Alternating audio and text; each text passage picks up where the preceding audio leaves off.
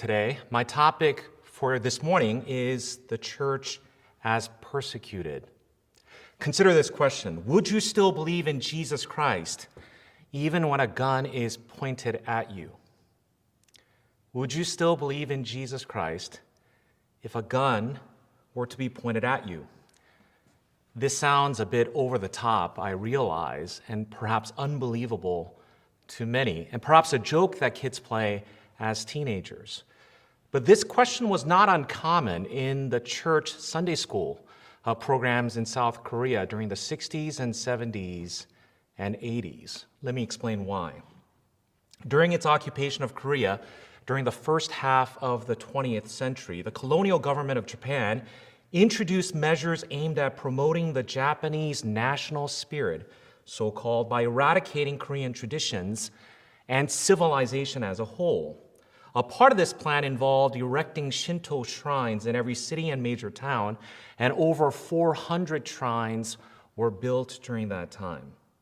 As a nation where religion and state were intertwined intimately and often indiscriminately, one thing that you recognize is that Shintoism, as Japan's state religion, undergirded the deification of the emperor and the allegiance to the empire. Koreans, regardless of religion, were required to go and bow at the shrines, participating in worship ceremonies to the sun goddess, from whom descended the emperor of the empire.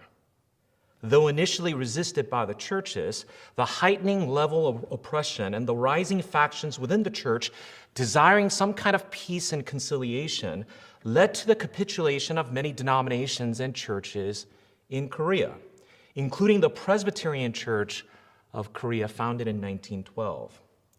At its 27th General Assembly in 1938, which took place in Pyongyang, a city perhaps most familiar to you because it's the capital of present North Korea, 400 plus delegates met and passed without debate or even a negative vote a resolution approving Shinto worship. By following the guidance of the government, they said, and adjusting to the national policy on group organization, we will get rid of the wrong idea of depending on Europe and America and do our best to readjust and purify Japanese Christianity. The statement further said, like other people, the church members should attend the shrine worship, was the declaration. Many objected to such a public and complete capitulation, often at the point of a gun. By rough estimation, more than 2,000 ministers and elders of the church were imprisoned, 50 or so were martyred, and more than 150 churches were destroyed or closed down.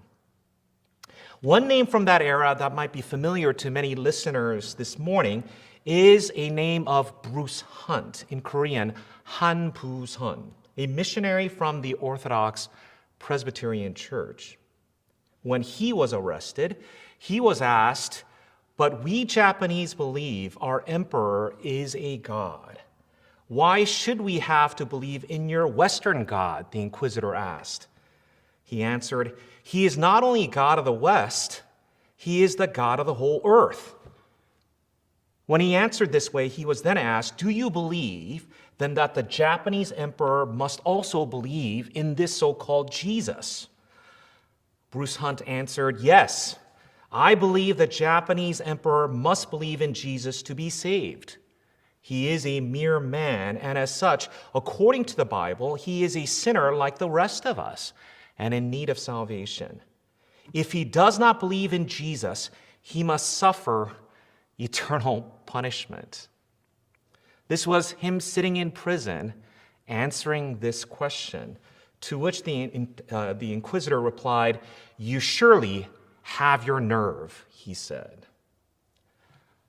Friends, when you are only a generation or two removed from such persecutions, realities passed on from parents to children, grandparents to their grandkids, the question I began with, simply asking, would you still believe in Jesus even if a gun is pointed at you, seems less dramatic and perhaps even necessary for Christians and all believers.